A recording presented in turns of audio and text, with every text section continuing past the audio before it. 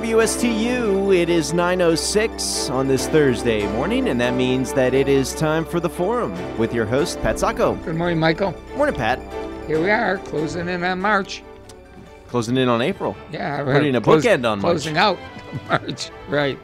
I'm here with my guest today. That's me. First of all, let me say good morning to my people. Well, you've been on the show a lot lately. I know. Well, I've got a whole series of things Well, that's I want to really present. Okay. Fitting guests in between. Let's see, we'll do Kay and Sheila and Maggie and Betty and Dorothy and Sandy and Cindy and CJ and Naomi and someone, and Adrian, right. Good morning, everyone. Wave to Sheila. There you go. All right, I'm going to do a show today, and I'm setting up a whole series for the rest of the year on Alzheimer's and dementia. All right, I have a phenomenal book, and I would hope that everyone could get a copy of this. It's called Caring for a Person with Alzheimer's Disease. It's an easy-to-use guide from the National Institute on Aging, and it has everything in it, everything you really want to know, and giving suggestions on how to deal with and how to cope with some of the problems with Alzheimer's disease. Okay, so I'm going to be highlighting these things in the guide. We're going to talk about them, see if we can get a better understanding out there. For instance, there are 3 stages of Alzheimer's disease. We have the mild, moderate, and severe. Well, okay, what does that mean? What are the mild conditions? In the first stage, people often have some memory loss and small changes in their personality. They may forget recent events or the names of familiar people or things. They may no longer be able to solve simple math problems. People with mild AD also lose the ability to plan and organize. For example, they may have trouble making a grocery list and finding items in the store. Now, low-level communication, they seem to be fine. How you doing? Okay. How's everything going? Fine. Mm-hmm. Get these low-level conversations that really don't mean anything. When you say to someone, how do you feel? If they really were honest, they would tell you. I feel fine. No, I got a headache. My back hurts. You don't want people to start doing it because you avoid them. You don't want them to stand. You don't want to stand there and listen to all their ailments. Mm-hmm. So, with these little phrases that sort of are social gestures, but they don't really mean a whole lot. They can handle that very well. But then when you start digging in, they break down. All right. What about moderate Alzheimer's disease? This is the middle stage. Memory loss and confusion become more obvious. People have more trouble organizing, planning, and following instructions. They may need help getting dressed and may start having problems with incontinence. This means they can't control their bladder and or bowels. People with moderate stage AD may have trouble recognizing family members and friends. They may not know where they are, what day or year it is. I remember I was doing a consultantship in an assisted living community in a secure unit. And they put this beautiful big sign on the board, this board up with the sunshine and the weather and the temperature and the day and month and year. And one of the residents went up there and he said, "That's wrong. Take that down." Of course, let's say it was 2012. Okay. And somebody said, "Why?" He said, "It's not 2012. It's 1956. Take that thing off." So wherever I go, I see a sign like that. I say, just take the year off because that might challenge someone. They might see that and be upset because it's not right. Mm-hmm. You don't have to argue with the day or the month, but the year may present a problem to some people. Okay. They may also lack judgment and begin to wander, so people with moderate AD should not be left alone. I just talked to a woman on the phone, same thing. Her husband is starting to wander out of the house, and they have to go look for him. And so we talked about putting some locks on the insides of the house with a padlock. So when you lock the door, he can't get out. Sometimes you have to do that with windows as well, if there are methods of egress. I'm going to go to the house. Hey, I can't get through the door. Let me try the window. So you really have to plan for those things. They may become restless and begin repeating movements late in the day. Also, they may have trouble sleeping. Personality changes can become more serious. People with moderate Alzheimer's disease may make threats, accuse others of stealing, curse, kick, hit, bite, scream, or grab things. You're getting a little bad there. I know a guy, he asked me a question, how many people live here? And I answered him. 2 or 3 minutes later, how many people live here? Did that 3 times. In the course of 7 minutes, because it wasn't retaining at all. Severe Alzheimer's disease, this is the last stage and ends in the death of the person. Severe Alzheimer's, also sometimes called late stage AD. In this stage, people often need help with their daily needs. They may not be able to walk or sit up without help. They may not be able to walk or talk and often cannot recognize family members. They may have trouble swallowing and refuse to eat.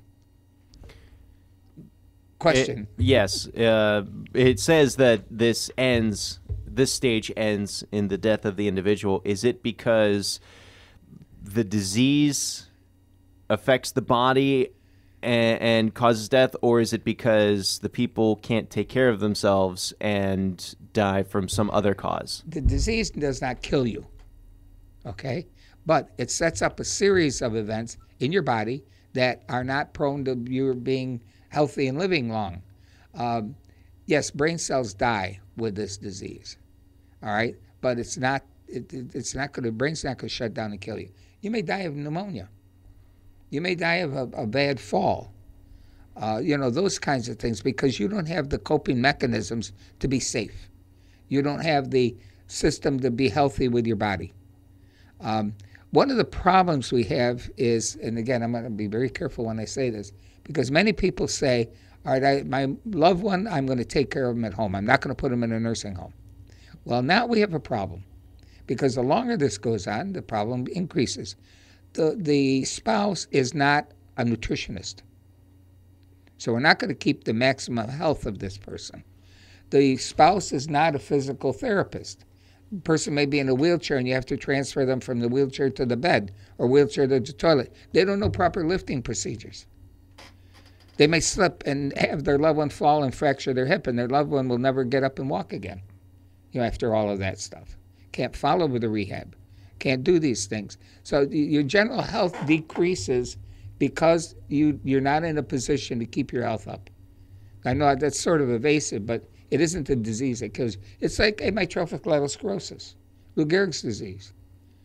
That kills you because at a late stage, it affects the muscles in the body, okay? As we know with Stephen Hawking, he couldn't move other than moving his eyes. At a later stage, the respiratory muscles don't work anymore. So you're going to die, and you're going to probably die of asphyxiation. You can't breathe anymore unless you're hooked up to a respirator the rest of your life. Those kinds of the diseases really affect us. And the same thing with Parkinson's disease or myasthenia or multiple sclerosis. You get to a stage where you are dependent on others to exist. And at that point, maybe a smart move is to put them in a place where people are trained to take care of them. There is a nutritionist. There are people who are skilled in transferring, bathing, feeding skills, all of those things. And that's what's called a nursing home.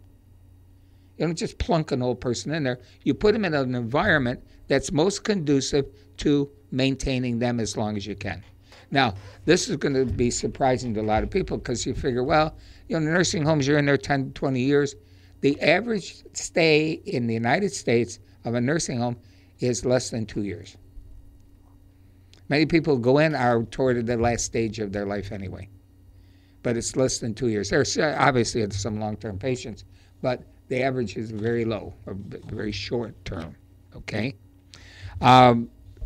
Challenges in communication skills, and that's really my area of communication.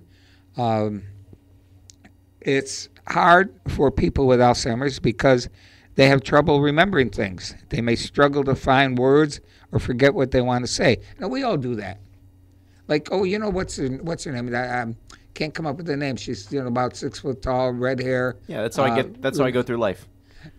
Most people do, but then they say, "Oh my God, I'm losing my mind."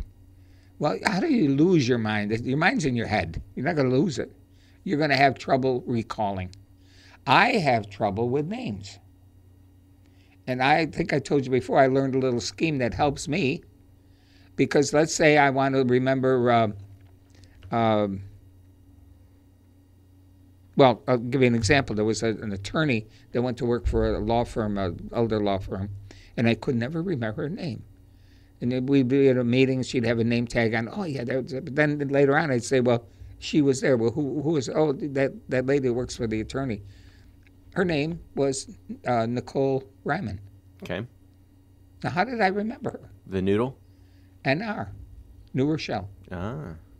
I associate something I know with them. Horizon Bay, I had a hard time remembering that. Happy birthday, HB. We had a neurologist in Port St. Lucie, Eduardo Borges. Why are these names coming to me? Because I associated with EB Eggs on TV.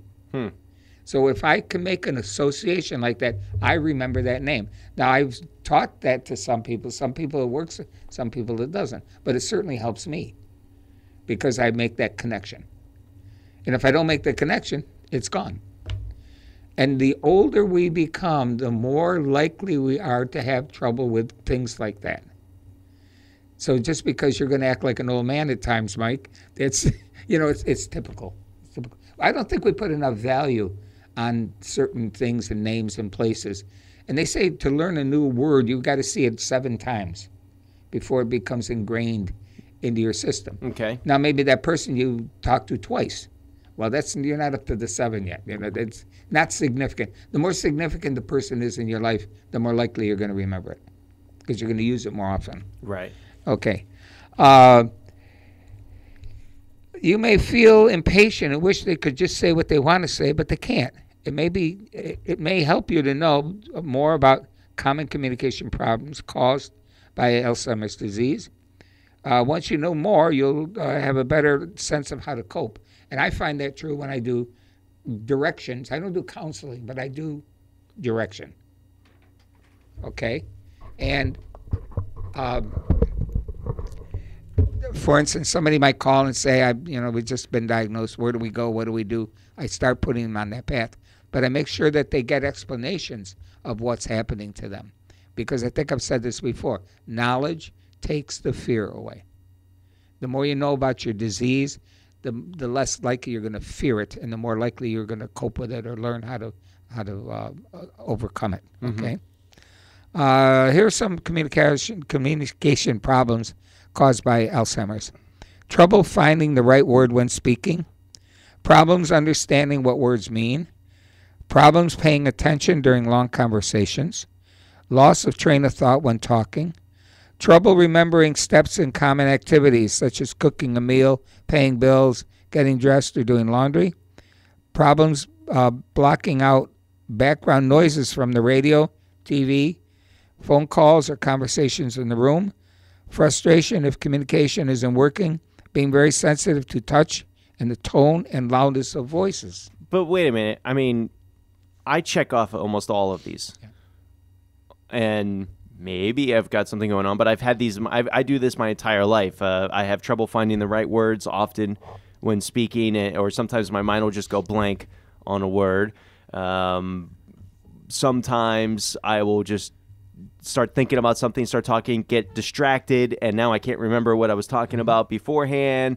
And I've noticed a lot of times, too, if something is loud in the background, sometimes, not all the time, but sometimes that is so distracting I can't focus whatsoever on what I'm doing. You gave yourself the answer, often and sometimes. These are all the time. All the time. All the time. Every conversation. Now, could you imagine it going through that and what kind of frustration you would feel?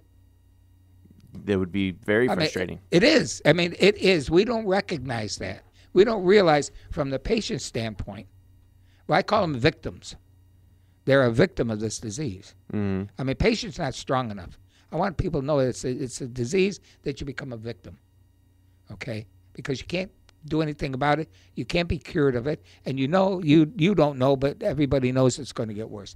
Every single time you're trying to remember a name. You walk in a room, excuse me, you walk in a room to get a pen, and you're in that room and say, why did I come here? I was supposed to get something. I don't know, I mean, if your life was filled with that. But I guess my question is, like, you say it happens all the time. Are we talking, like, literally all the time? You're going through multiple times a day dealing with these things? Yes. And like every conversation you end up struggling? Yes. Yes, it's gone for that particular thing. Now, background noise is very disheartening. They measure sound in a room and out of decibels. So that's a value. Like if you call the police, there was noise in your neighborhood, they bring a sound level meter. Right. And if you exceed that certain level of dB, they make you turn it off, or they confiscate it, or they arrest you. In people with wearing hearing aids. Now, there are sound suppressor systems in those hearing aids, but still, put a person with 2 hearing aids in a noisy restaurant that doesn't have carpeting, that doesn't have acoustical tile, and they really can hardly function. No, my grandmother hasn't ever been able to function. She has hearing aids, hasn't ever been able to be a part of the situation or a part of the conversation when she's at a restaurant. Even when there's 6 to 7 people sitting around a table, it can be loud enough to the point where she can't hear. Oh, yeah. I wonder, how do I handle this at home? Well, let's say, how do I advise? Your wife has Alzheimer's disease. You're trying to talk to her, and you got the TV blaring. Hit mute, and then talk to her. The radio's going. Turn it down, and then talk to her. If you're in a noisy room, go to a quiet room and talk to her. Mm-hmm. I mean, come on. A lot of things we call professional intuition, I call common sense. Why keep them in that situation that's bringing out the worst in them? Can we put them in a situation that might bring out the best in them? Simple things, okay? We went through those things. Also, Alzheimer's causes some people to get confused about language. For example, the person might forget or no longer understand English if it was learned as a second language. Instead, he or she might understand and use only the first language learned, such as Spanish. I've seen that happen. I've seen that happen with strokes also. People with cerebral vascular accidents or CVA. They may not have their secondary language functioning anymore and resort back to. I had to test a woman one time whose primary language was Italian. She had had a stroke, and they said, go and take this test and do it with her. Well, she couldn't do it. So I translated it into Italian. Okay. And I got her responses in Italian, then coded them, and I was able to score her from just making it going to her primary language. And she'd been in this country like 50 years. Yeah, she knew language, knew English, but it was gone at that point. How do we cope with changes in communication skills? Now, this is something I'm going to get into, but before, let me do a little footnote here. And we're going to take a break, and when we come back, I'll do the footnote. Okay, we'll be back.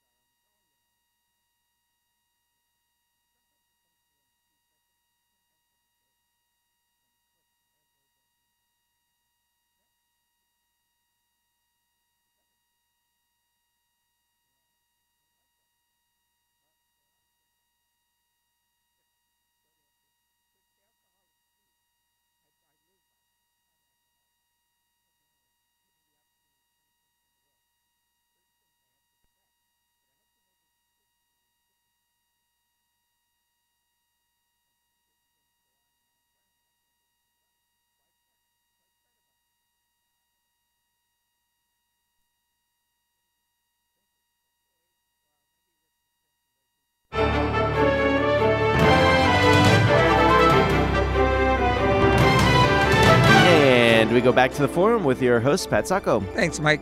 We were talking about things that we could do with changes in communication skills when there are changes. Now, I want to go back to something I talked about before. In 1972, there was a national convention that I attended in Chicago, and two guys presented a paper. They didn't even publish this thing. It was Egolf and Chester, and the title was Nine Nonverbal Communications in nine nonverbal factors in communication. And I've talked about them before, but I want to talk about the four that we don't deal with, because this is part of the 9. One was called, and these I call them indirect communications.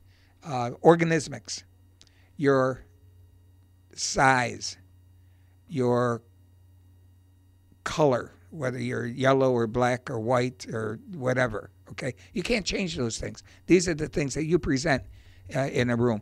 Let's say, for instance, you went in a room of chondroplegics, which are midgets, and you were 7 feet tall. Obviously, that's communicating something about you, and you're really not going to be accepted in that group because you're the oddball out or odd man out. So our organismics, the way our characteristics that we can't change, communicate things. All right. The next one is costuming and cosmetics, which is very interesting. If you track people dating, you can tell the value they place in lunch, going to lunch. The woman gets all dressed up, beautiful makeup, nice dress and everything. She comes to the table, and the guy's got an all scuzzy shirt and, never combed his hair and, got flip-flops on. The more value you place on something, the more you're going to dress up. There's certain, like when we were younger, we went to church, we dressed up to go to church. In my family, we dressed up to go shopping. Oh, yeah? Yeah, we had to put our nice clothes on to go shop. Yeah. 3-piece suit? 2-piece. We okay. couldn't afford the third piece. Well, you're slumming it. But again, there are certain places that you will dress better for. If you're going to go to a dinner dance, you're not going to wear a pair of jeans and a T-shirt. I feel like everyone has at least at some point said, I should go change before we go out. And the other person goes, why? We're just going to Walmart. Yeah. Or, we're just going here. You don't have to worry about too much. If you're going to a dinner dance, you would dress up a little more. Absolutely. See, but in Florida, dressing up is shirts and shoes. And your nice flip-flops. Not the disgusting ones. Exactly. That communicates something. Body movements. For instance, if I'm talking to you, and I notice you have your arms folded in front of yourself, standing there, that's a sign that you're not comfortable with this conversation. Certain gestures you can make will indicate whether you're more mean to the conversation or not. Mm-hmm. And there's a whole thing when you get into kinesics and body movement. And the other one is objectics. I love this one. Big companies talk about units. How many units do we serve? Well, all of a sudden we've taken people who are so different and put them in a clump. Ethnic comments are objectics. Put everybody in a clump. All those Indians in Alaska. Well, we've taken all their personal characteristics and put them in a pile. And we do this a lot with the objectics, unfortunately.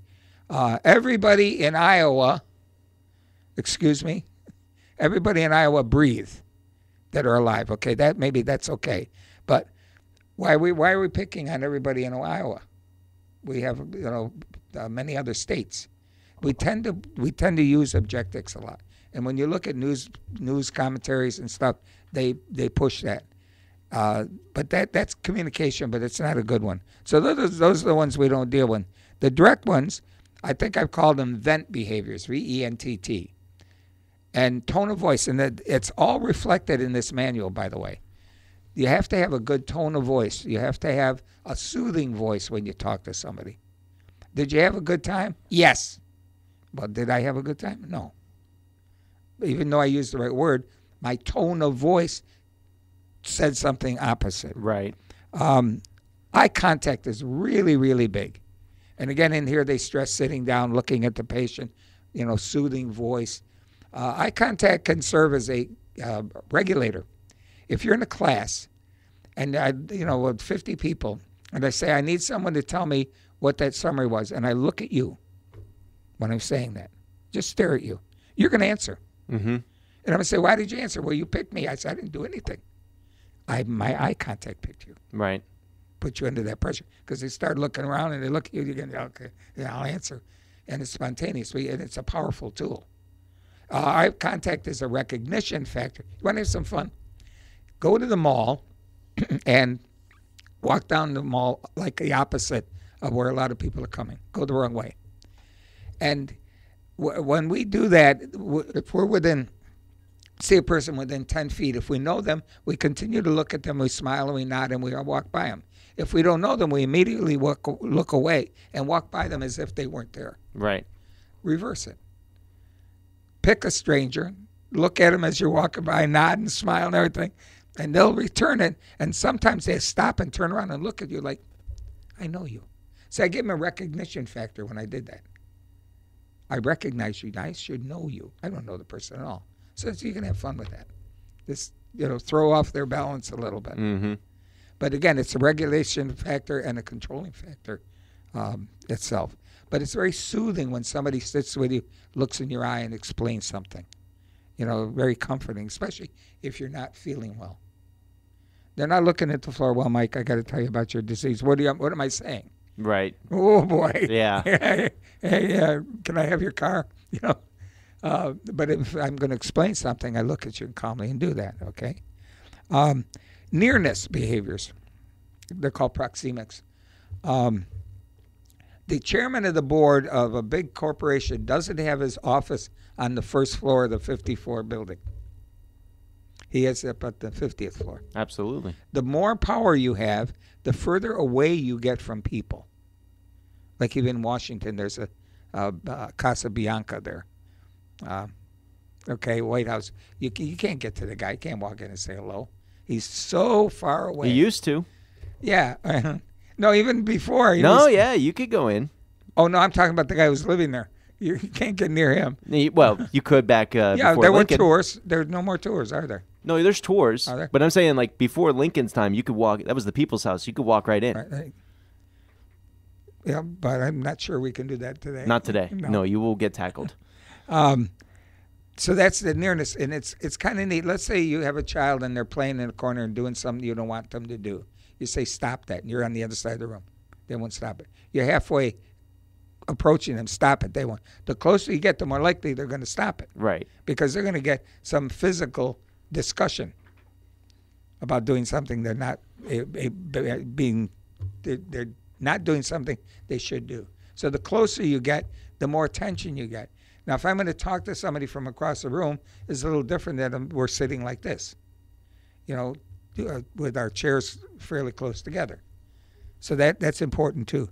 And the last is what they call chronemics, which is time control. If I do a cold call to a business and say, do you have a few minutes to talk to me? And the guy looks at his watch and says, yeah, sure, okay. And as we're talking, he's looking at his watch constantly. What is he telling me? I don't have time. And I'm watching my watch. Mm-hmm. With our networking, let's say we met at a breakfast, and I walk into your office. What are you going to do? Hey, there you are. Come on in. So I can eliminate cold calls by altering that time factor.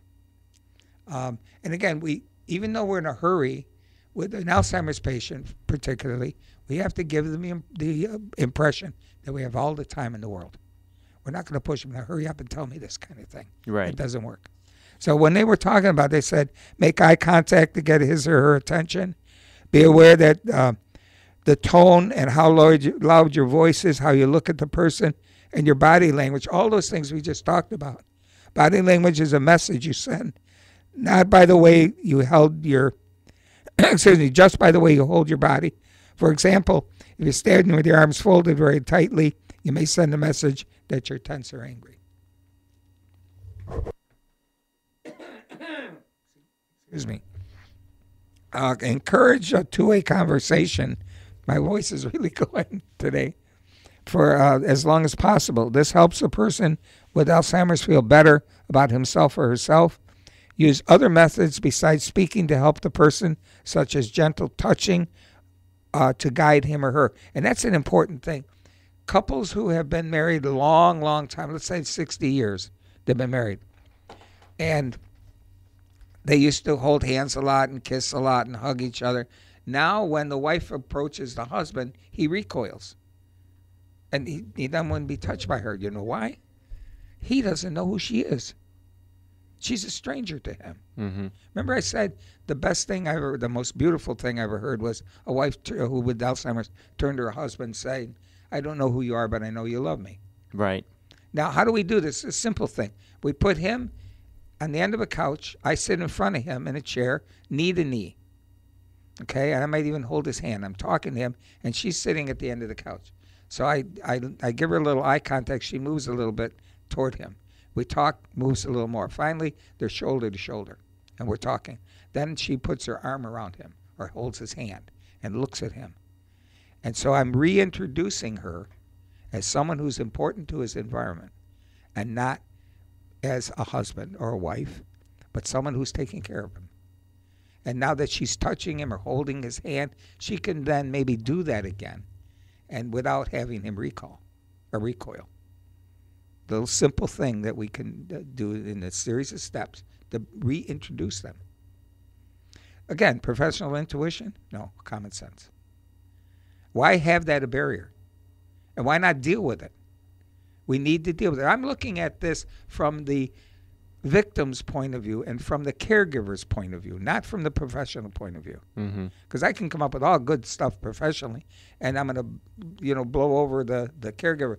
I can send her and her husband to all kinds of seminars, and she comes home and puts them in front of the television set again for 8 hours. I'm looking at what we can do from the inside, okay? And you talk to people who are caregivers, they're going to say, I want help. Tell me what to do. Tell me some things I can do, because I'm frustrated here. And that frustration builds and builds and builds. And then you wonder why their stress is so high. You wonder why they may pass away before their loved one. This 24-hour, 7-day-a-week sentence that they have because they can't do anything about it. Try distracting someone with Alzheimer's if communication creates a problem. For example, offer a fun activity, such as a snack, or walk around the neighborhood. What do we do when we sit with a snack? Do we engage that patient? When we take a walk, do we engage that patient? Do we talk to them? Get them to talk to us? Engaging, I think, is the answer to really, really reducing your stress. Now, again, I've talked about some of the things that we teach a caregiver to do. One of my favorite things is called reminiscence. And I say to them, I sit with the guy and I say, tell me about the prom. Did you ever go to the prom? All of a sudden, you're going to get all this gushing. Oh, yeah, we had a good time. We got drunk, because the long-term memory is still there with so many of them. Or social. We're gonna have a party here. I'm going to get a piece of paper. What do we need to go to the store and buy? What would you think we ought to serve at our party? Or close your eyes and what do you hear? And I'm clapping. We can do all the sensory things, but we are engaging them. And I think I mentioned before, you go to the doctor's office, you see two aged people sitting next to each other, just staring into space, waiting until they're called. Mm-hmm. And one has Alzheimer's. Why doesn't the other one lean over and say, blue? Look around the room. Do you see anything blue? Tell me what's blue in the room, or red, or green. Engaging. The more you engage, the less pressure you're feeling. The more you're engaging, at least you're getting a conversation going. Right. Professional intuition, common sense. These kinds of things we can do. How about a little physical activity? How about a little exercise? Lift your leg, put your leg down, open your hand, close your hand, touch your nose with this hand, touch your nose with that hand. Close your eyes, open your eyes. Real simple things, not jumping jacks and not push-ups, but a little exercise we do together, engaging. Now, if we can engage them during the daytime, even like 10 minutes every hour, instead of sitting that 8 hours in front of the TV set, we can do 8 activities for 10 minutes each hour, 10 minutes. We're engaging. We're keeping that communication open. And it's really, really reducing a lot of stress. They advocate getting a picture book, which is okay. But you open the book, this is you in your uniform, this is you with our baby. This is on our trip. The next day, this is you in your uniform. This is Then all they do is the memory book for a few minutes. That's a beginning. There are more things to do. What about tapping into religion?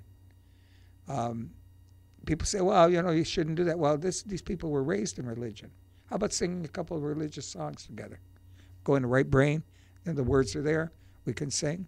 I think I mentioned you go in a nursing home, get people in wheelchairs and put them in an activity room who hardly ever talk, and you start singing songs, and they sing along with you. You would go through the whole George M. Cohan, give my regards to Broadway, it's a grand old flag, those kinds of things, and they start singing. And yet they're not communicating. Engaging them. Just simple engaging. But again, this guide is really good. How to encourage a person with Alzheimer's to communicate with you. Show them a warm, loving, matter-of-fact manner. Hold the person's hand while talking. Be open to the person's concerns, even if she or he is hard to understand. Let him or her make some decisions and stay involved. Be patient with angry outbursts. Remember, it's the illness talking, it's not them. If you become frustrated, take a time out for yourself. And I think that's extremely important. Mothers of babies, of newborn babies, after a couple of months get frustrated many times that they're being trapped and they have no life of their own. And how about just having that child go to daycare once a week? To give yourself a break, that you can go to a movie, you can go to lunch. Same thing with these people. Give yourself a break. Put them in a daycare center for a day or two a week. Or arrange somebody to come over and watch your wife or your husband for half a day so you can go shopping. If you set yourself up, then you're not in that 24-hour, 7-day-a-week trap of not being able to do anything for yourself. Professional intuition, common sense. Got to give them a break. Challenges in behavior and personality. Interesting. Because Alzheimer's causes brain cells to die, the brain it works less well over time. This changes how a person acts. You'll notice that he or she will have a good day and a bad day. There's some common personality changes you may see. Getting upset, worried, and angry more early. And my voice is better now, isn't it? Acting depressed or not interested in things, finding things or belonging or believing other people are hiding things, imagining things that aren't there, wandering away from home, pacing a lot of the time, showing unusual sexual behavior, helping you or other people, or hitting you or other people, misunderstanding what he or she sees or hears. Also, you may notice that the person stops caring about how he or she looks, stops bathing, and wants to wear the same clothes every day. There's a cute commercial about this little girl who wears a particular dress, and the father can't get away from her. Yeah, I've seen that one, yeah. Gives her another outfit so he can wash her clothes. Well, hey, how about this? You can do the same thing. Man, this shirt would look so good on you. Put this shirt on. Give me that shirt. Here, put this shirt. Let me see. Oh, wow, you look great in that shirt. And wash it, Right. I think part of the thing about bathing is fear.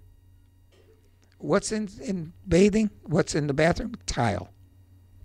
And what happens when you fall down on tile? You break stuff. Mm-hmm. And many people are just really cautious about getting in a shower or stepping over in a tub because of that potential for falls. And so, you have to be there to help guide them and put a chair in the bathtub for showers, or putting a chair in the shower for showers. Let them sit and feel comfortable. You can wash them that way rather than stand them up and they're, unsure of themselves. Other factors that may affect how people with Alzheimer's behave. In addition to the brain, the following things may affect, this is changes in the brain, the following things may affect how people with Alzheimer's behave. How they feel. Sadness, fear, or feeling of being overwhelmed. Stress caused by something or someone. Confusion after a change in routine, including travel. Anxiety about going to a certain place. Travel is tough because they have their comfort of their home and their environment. When you put them in a different environment, that really throws them. The chair isn't where it's supposed to be. Where's my dresser? Where's my closet? Where are my clothes? Well, you may be in a motel, or you may be visiting a family miles away from your house. Health-related problems, illness or pain, new medications. I know in medications you have to be careful. A friend of mine fell and fractured his pelvis. Well, he was on certain medications, and they gave him different medications in the hospital. They had to code him. They had to give him CPR because of the new medication that affected him. You got to be careful, and you may get the right medicines in the hospital. Lack of sleep. A lot of times a person with Alzheimer's disease, let's say a husband wakes up at 3 o'clock in the morning, wakes up his wife and says, "Where's my dinner? I'm hungry. This is time to eat." Are they actually hungry? Maybe, but it's dinner time. Mm-hmm. Where's the dinner? Well, no, we already ate. We didn't eat dinner. Like the lady said, I haven't eaten breakfast in 3 days, and she still got crumbs from her toast on her shirt that she ate 10 minutes ago. How do we handle it? We cannot argue with them. We cannot bring them back into our environment, into our world. We go into their world. Say, okay, if you're hungry, how about some toast? You want some toast? Okay, and they'll take a couple bites of the toast, but you're going to make it for them. If they're arguing about something, okay, let's go into, like I said, you pick up a blue pencil and say, what is this? And they say it's a banana. And you say, wait a minute. No. Okay, isn't that a pretty color yellow for that banana? You go into their world. You get along with them, and they're going to back off. I think I used the example of the little girl who was taking care of Grandma. Mom went to the store, and 5 minutes later, Grandma's putting her coat on to go down to the bus stop to get her children. And what does the little girl do? Hold Grandma's leg? She says, no, Grandma, Mommy went somewhere, right? Yes, Mommy went to pick up the children at the bus station. She's going to bring them home, so you don't have to worry about that. 5 minutes later, 2 minutes later, Grandma forgot. Mm-hmm. Again, getting back into their world. What do you want to do? I want to take a walk. Okay, let's go take a walk. Come on. Oh, we can't go out. No, let's take a walk. That happens in the nursing home. People will wander outside. And all you do is go up and grab them. They'll hit you. Sure. And, of course, then you Baker Act them. They're violent. No, you go and say, come on, I'll walk with you. I did that with a guy. A male nurse went out there, and the nurse had this plastic case of a razor in his hand. And he quickly went out to grab it. He grabbed the guy. The guy hit him over the hood of a car. Cold cocked him.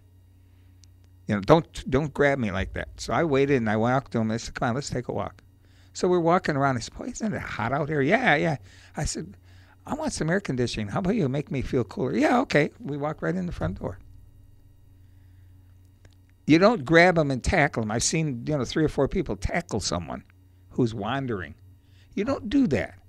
You con them back into the situation. Mm-hmm. Okay, there's a way of when you do it. When you're attacking, you're doing it for you.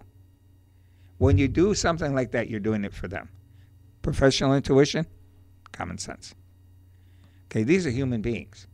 They didn't choose to become memory loss. They didn't choose to have Alzheimer's disease. And what we know about Alzheimer's disease, by the time it shows up, they tell us that this thing started maybe 10 years before. It takes time to build up to that till you really begin to notice the symptoms. So it isn't a sudden onset disease at all. Okay. We talked about surroundings. Oh, wait, there's more here. Infections, constipation, hunger or thirst, poor eyesight or hearing, alcohol abuse, and too much caffeine. These are the health-related problems. Problems in their surroundings, being in a place that he or she doesn't know well, like I said, maybe traveling. Too much noise, such as TV, radio, or many people talking at once. Noise can cause confusion or frustration. Stepping from one type of flooring to another, going from tile to carpeting. Interestingly, there was a patient we saw in the nursing home who had Alzheimer's disease. And in the nursing home, there were light beige tiles that are about 13 by 13 square, whatever they are. Okay. An edging of light of beige, and in the middle, light blue patches. The man only walked on the beige against the wall because that light blue looked like water to him. Sometimes, and I can understand that, the contrast between the different colors, and I bet you if I was walking through there, I would subconsciously stick to one color. Yeah, right. Right. And especially if you have, a confusion problem like Alzheimer's disease or dementia. Mm-hmm. I got to get away from Alzheimer's because many of these, Alzheimer's is one of the dementias. Right. It's all under the dementia umbrella. But it was interesting to watch him walk because he just scooted by the wall all the time. And I didn't want to step in the water. And I brought that up to the company. Well, that didn't go very, very well. What do you mean? You're going to change a tile? I said, sure. Well, no, don't just change a tile. Just let him walk along the wall for the rest of his life. You know? Mm-hmm. Is that one of those things where you think you could show him and say, look, it's tile, it's not water? Bringing him back into your world? He sees the water. He say to you, what are you talking about? That's water. It's a yellow banana. Mm. I know it's frustrating for us. It's very frustrating for us. But that's the deal that they're going through. Just a couple other things here. Misunderstanding signs. Some signs may cause confusion. For example, a reading a sign wet floor meant he should urinate on the floor. Interesting interpretation. It says wet floor. That's it. Okay. Mirrors, sometimes they may think that a mirror image is another person in the room. They don't recognize themselves. They say, somebody in my room. Quickly tell you this last thing. When we were doing training with... I'll have to hold it to the next time with the Ombudsman program. But again, I'm trying to highlight some of these things, and from time to time we're going to do this. Okay? And next week, I'll be gone, but Debbie Denning will be here again with another interesting guest. The one she had on last time was really good. Very good, yeah. Very good. And Debbie's a sharp gal. Anyway, we'll see you again on the forum.